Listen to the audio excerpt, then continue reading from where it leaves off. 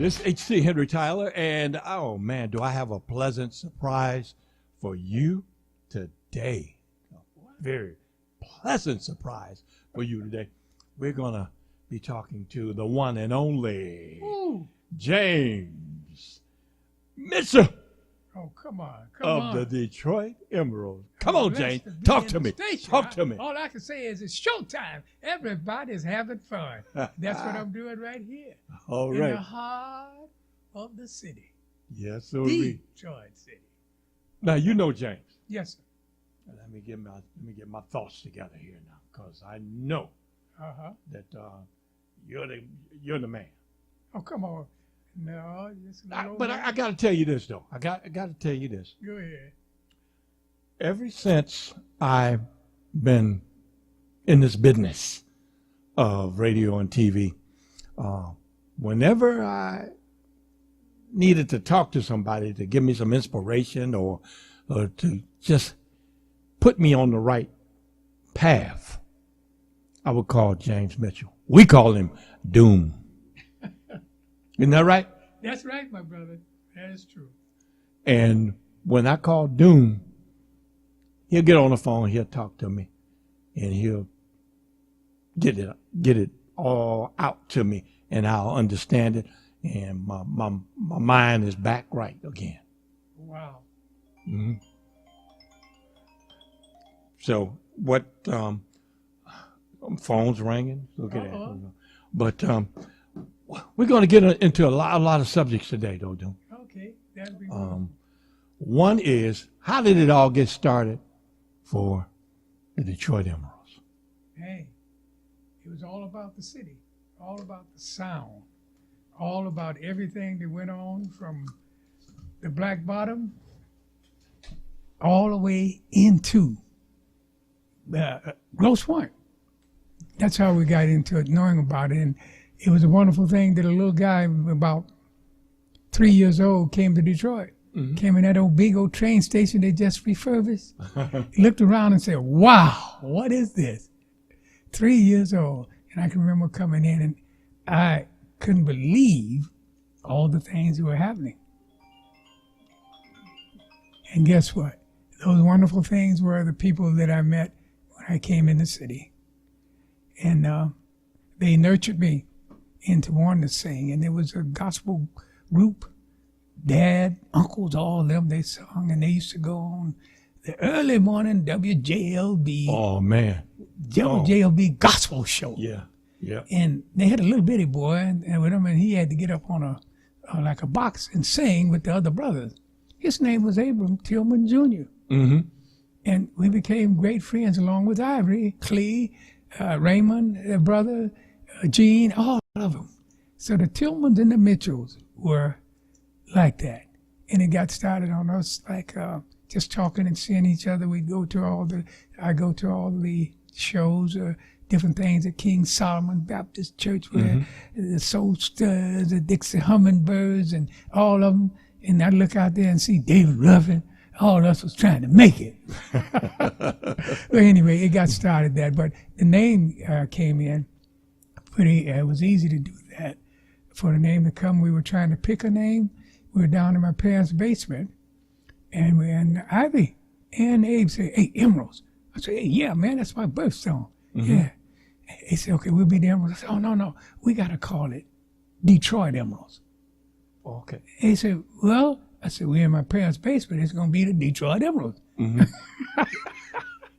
To the point. And yeah, we all agreed upon it. And that's really how it started. And it was about we really were getting together in 66, but the name came prominent in 67.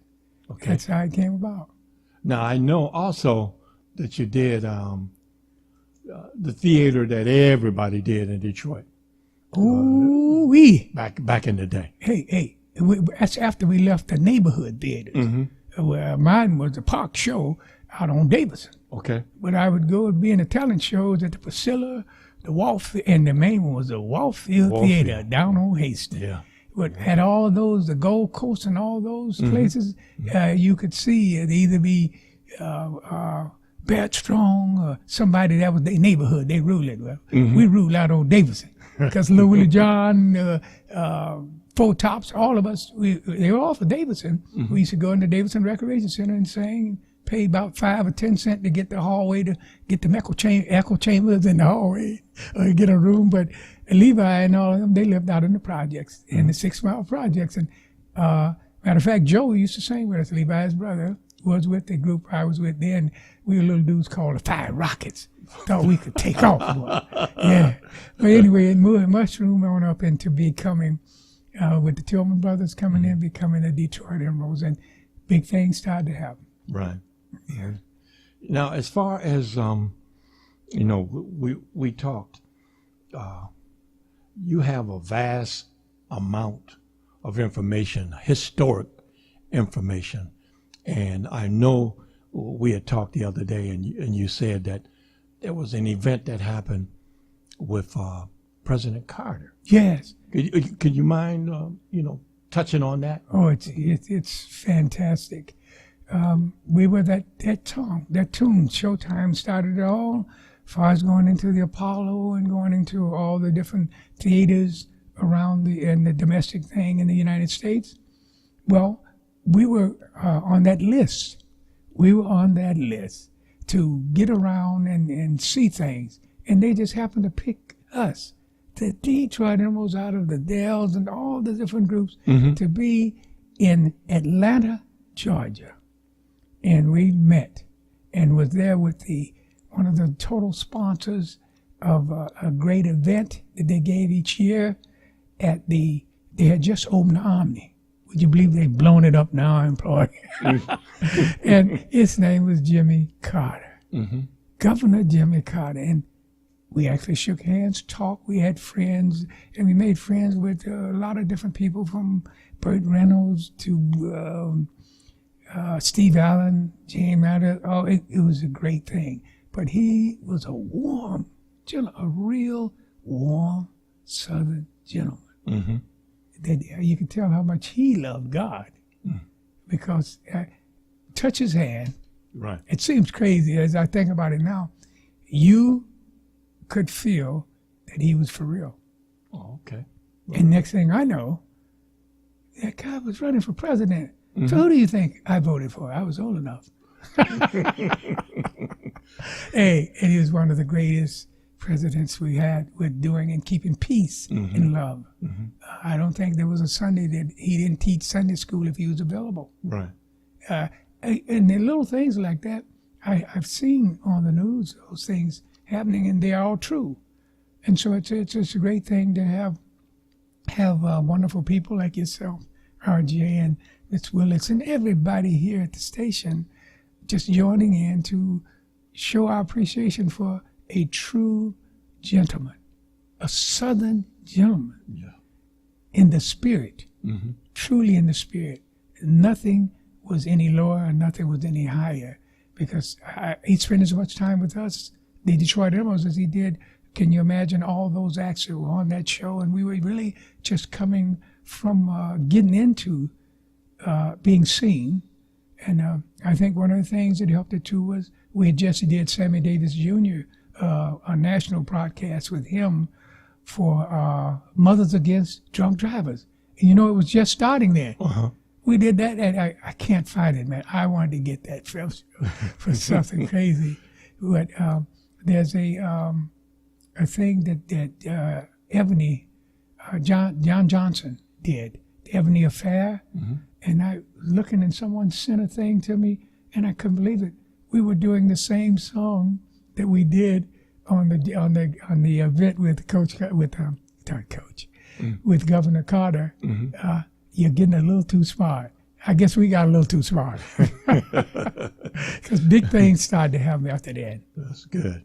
Now, I got to touch on the Detroit Emerals, okay, of course. And again, could you give me a breakdown of the Detroit Emerals? Oh, come on. It's a wonderful situation. Those photographs tell me a lot of things that I've seen through the years and what was happening from the beginning photograph with the three boys up there in the church suits. And then went on to where's what? We're in the red caps. Next thing you know, we're on stage, and in that same picture there, Michael Henderson was 15. He was on the stage. You could see his leg behind me. He was the our band leader. Is that and that's at the Apollo. Okay. And that's at right there. And now the guy that's behind Ivy, the little guy on the end, is Eli Fontaine. Oh, wow. That was our musical director. Can you understand? We were with royalty then, and everybody was just beginning to know what was happening. And that was our first time in the Apollo. Okay. Can you imagine? And I couldn't believe it. But now they didn't boo you, did they? Hey, look, hey man, they didn't have a chance to because I went out there and got him. Okay. We went out there and got him. Boy, I was moving. Hey, and I talked to everybody from the front to the back to stage because I'm from Detroit. If you can make it at the Warfield, you can make it anywhere in the world. Yeah. If you can make it at the Park Show, you win the contest. Hey, this is a funny thing. We came professionals as the Five Rockets because what we did was won the talent show, and the guy selling tickets in the window had hit records, and guess what his name was? Little Willie John. Oh, really? Hold it, because the organization that owned all of those theaters were a Jewish society, and they believed in helping. And Mr. Harry Balk, which is one of the main stems with Motown to take it to where it went or whatever, I can mention his name because I was there to see it all. And matter of fact, we were sitting in his office, the Five Rockets, and we were sitting up there to talk to him about being our manager or doing what could happen, right? And a young man walked in that I knew because he used to practice and come up to the Davidson Recreation Center out of the project. Guess what his name was? Jackie Wilson. Wow. He walked in. He wanted Harry to take over him, but Harry's nephew, Nat Tunnapole, took over management and took him to Brunswick Record instead of the Kings where James Brown and Little Willie John and all of them were doing it. Right. Where we, the Five Rockets, was trying to get to. Okay. Yeah, well, that's a funny situation with seeing how those things manifest itself into us happening. Yeah, and being around at the first stage of everything really going down, the auditioning or going to talk to Barry over on, I think they were on Bovian in the house or whatever. And the day that we went, someone else was receiving people to talk to him. Barry wasn't there, right? So all we did was go right back down the street. We went to a house on King Street, and guess who was there? Four Tops, because their uncle was in the Five Rockets. I mean, the Five Jets. Oh, man. And Five Rockets, Five Jets? Oh, come on. But those guys, man, Norman Thrash. We were taught by the best as the Five Rockets. So as the Tillman brothers came from gospel, I got beat up by bringing them from gospel to R&B. Oh, yeah. Back no, then, not really. back Parents love me. Right.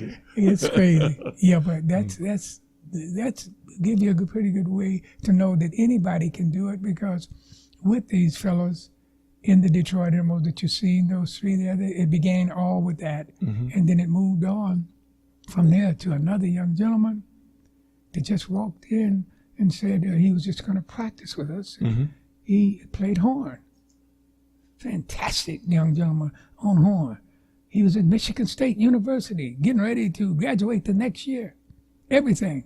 And he just came his friend brought him along with us. And he came, hey, it's Marvin Willis. That young man came in, and man, he just changed things, because he only came to just practice with us, right? You know, the boy never went back to Michigan State. Is that right? Hey, you can ask him. He never went back to Michigan State. And his dad didn't jump on me. They spent all that money to get him up there. He had scholarships and everything. But he got into the family, the Emerals family, and it was all over. And it stayed in all those years. Over 20-something years we did it. And then one day we just said, hey, we need to spend some time with our kids. We need to do something. But I think people say it's called what? Getting old. No, but it was good, and we still are the best of friends. Everything go good, and you might know his wife. I don't know. Oh yeah. You know Miss Maxine Willis? A little bit. Yes. Oh, fantastic young lady. Oh yeah. The boy wouldn't do anything. I said, "You coming to practice?" He said, "I talked to Maxine." Wait a minute, hold it. Oh yeah, Yeah. lovely, lovely family. Everything is good. Now, do you wear so many hats? I got a bald head. I have to wear a hat. But I mean, can you just touch on the subject matter of being a coach? Oh, fantastic. In traveling all over the world for years, and my youngest son came into high school over at St. Martin de Porres High School. Mm-hmm. And so I volunteered as a parent when I would be in town or do whatever. Next thing I know, they had me doing everything in the school. I'm self-teaching, I'm doing everything, right? I'm not getting paid for it. I'm just a parent doing that. I mean, accepting parents and stuff. So everybody get to know me. And then one day they sent me to the archdiocese with money to take on. Wait a minute, hold it. And I said, well, look, I can't go today because I got to go to work. She said, you got to go to work. Where you going? I said, I'm going to Europe. She said, Europe? What are you going to do in Europe? I said, that's how I make the money to pay the tuition over here. And you still work me like a slave and I ain't getting that. She started laughing. When I came back from that tour, they had made a job for me at that high school at St. Martin de Porres. Wow. A position. And it went from that to being there until come in town and I would officiate the games and do all that. Then I would be in the school as much time as I could. And then, because my oldest son, I didn't get a chance to do that with him, but the younger one, I could do all that. And messed around and went to a basketball practice. I let the coach say what the order. And my son was a freshman, right? So, but I went to the practice, and they had me helping the varsity. And they were winning. They were doing good, but it was a year that it had really went down. It was going down because they didn't have the talent they had before. And my son had came in there, and they came in the first year that he was moved up to varsity. They won a state championship. Ever since then, I couldn't leave. I mean, I'd go overseas and come back, but I couldn't get back fast enough. I go travel. Yeah, and it was good. And we won quite a few state championships. I don't brag. I mean, I don't talk about rings and stuff like that. No. Championship rings, I never talk about those things. I can't say. I think I'm blinded. Is it? All I know is that we were blessed enough to win at least 8 state championships. Wow. 7 with the boys, and I was blessed enough to be there with the girls. Yeah, to be there, a part of the system when it was with the girls. So, yeah, that and it's still in my heart. Well, do you know I had to retire from that this year? And the guys were asking, "Where's Cap?" Because they call me Cap. So, well, Cap is with Miss Cap. There you go. It's time to be with Miss Cap. There you go. Because she told me something I'll never forget. She said, well, it's the same circus. What same? But different clowns. I said, you're calling me a clown? She said, if the shoe fit, where? So I retired to this circus. So, it's wonderful, though. But oh, man. Yeah, that's part of my life is beautiful, too. Yeah. And helping people has been what it is in the music business as well as basketball and anything else. But the most important part is, man, that doggone Henry Tyler. We met one day, and I can't get rid of him because I won't let him get rid of me. It's a wonderful thing to be able to look back and see where we've come from and what we've done through the years. That's right. And see how wonderful it's happened for you and RJ and the staff, to everyone here. It's a beautiful thing to see somebody say it couldn't happen. Yeah. Well, I want to tell them, turn on the TV and see. Yep. Listen to the radio and What's see. going on? Oh, come on. Now, Doom, I had the extreme pleasure of going down to the city council. Oh, man. At the Coleman Young building. And just being in the audience when you received your award. Can you talk about that, please, sir? Well, all I can say is that's why the group is the Detroit Emerals, because I love Detroit. Mm-hmm. How you like them Lions? Oh, I'm sorry. I'm addicted to Detroit. Hey. I can't help myself. Sports is in, but that was one of the most gratifying things that has happened to me. Usually, I can't get out. Not that I can't go and get out. I get out and go. Mm-hmm. But there's certain things that you must go to because you know who went through that with you. Right. And that was one of the things I could do because Coleman Young Jr., or Coleman Young II, mm-hmm. When it was told to me or asked to me, I couldn't even say no. I couldn't say yes. I just broke out in joy. Mm. I mean, if anybody was in the room with me, they had to look and see what it was, or what it is. But then I told him, I said, you know, your daddy saved my life. He said, what? I said, he saved my life. Mm. I say, what he did for this city, for people of color, for people, period, was just wonderful. I was one of those little guys running the streets, could be doing anything, period. And looking and seeing what he did and whatever, I've seen everything change from what it is now mm-hmm. to how it's so close with Mayor Duggan. Mm. We couldn't say a lot of things. We mean people of color or whatever, but Coleman Young helped change that, and he changed me because the Black Bottom was where I started from when he came into the city, and there was nothing but Miller High School for black guys.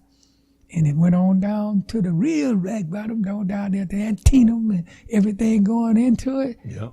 With Ben Turpin. And you see, they would know about Ben Turpin. Mm-hmm. That was the guy that everybody knew him, and whatever he said went. Mm. He was on the police department. Okay. Anything went wrong in the Black Bottom, he knew about. Wow. And guess what?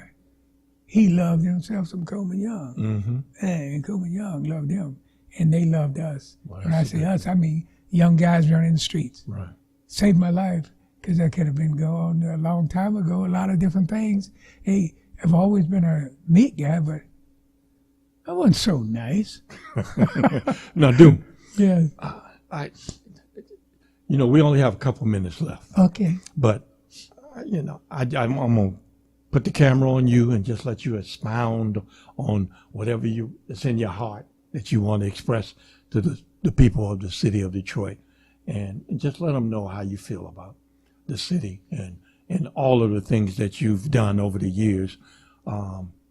We appreciate you, and we love you for everything that you've done. That's a tall order, because everything that I seen, everywhere that I went in Detroit, I loved it. Mm-hmm. From coming in out of Florida, where there was no electricity, where I was at, there was no electricity. The house was up on 4 bricks. The roof was tin. In the rain, we went on the porch and sung, had fun, light and rain stuff. There was outhouse, not a bathroom. Mm. There was a well, not running water. Wow. There was a number 9 tub. Number 9? Yeah, I was glad because I was older than my younger brother. He had to take a bath after me. But came in Detroit and we seen all this. And what happened is we had access to all of it and to do it. Beautiful. From Mac to Birthday to MacDougal to McKay Street out right across from Hamtramck and to now in Northwest Detroit, period. I love this city. They even put a park across the street from my house, man. Whoa. They did new things on the park. Church on the corner is called Mitchell Temple. And they asked me, is that your temple? I said, yeah, I go past it like you, and sometime I go in. Mm-hmm. But it's not my temple. It's Mitchell Temple. Just called Church of God in Christ. Yes. My place of bringing the word and accepting this AMI, Acclaimed Ministries International, non-denomination. Pastors of Doctors Gerald and Carol Irving, and everyone there believed that God is good. in Highview. Now I gotta hit you with this before we get out of here. Okay, go ahead. Emerald Lounge. Oh, please. I've run into so many people that say, man, James Mitchell, man, that guy, he helped me to do this. He helped me to do that. You know, we would practice at the Emerald Lounge. He let us walk in there and practice and get our group together and everything. Yeah. Why would you want to do that, though, James? Because of how I was brought up. God has been in my life all the way from my grandmother, Lily Goodman, to my mother, Annie Bill, my father, James, and all the family have always helped people.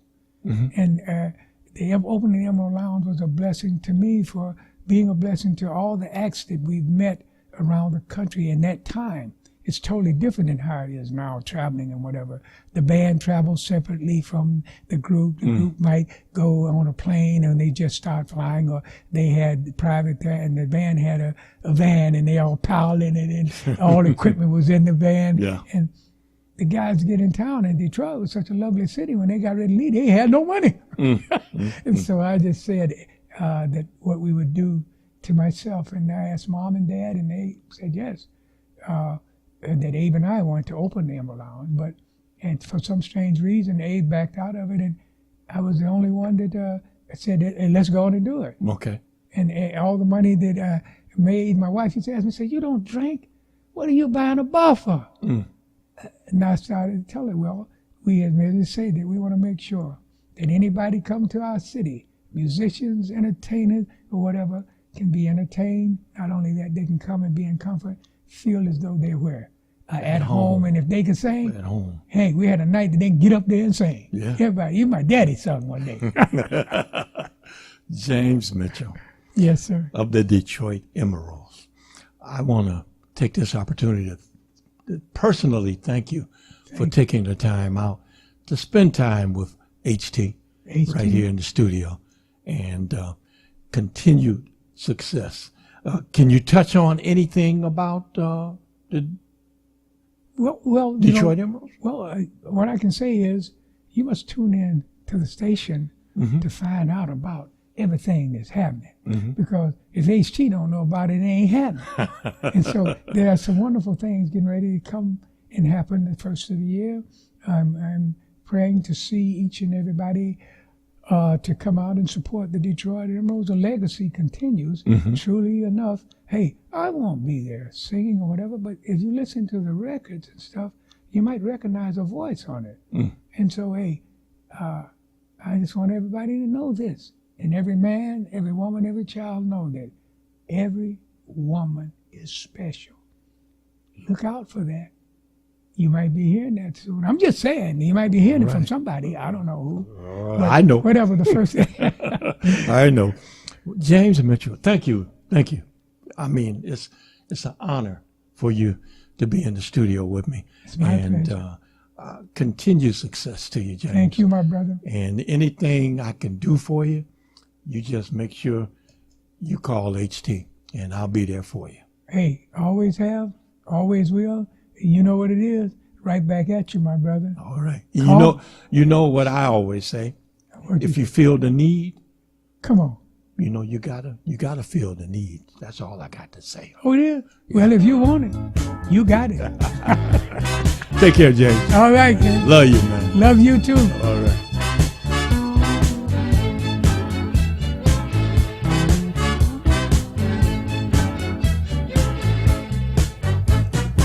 See how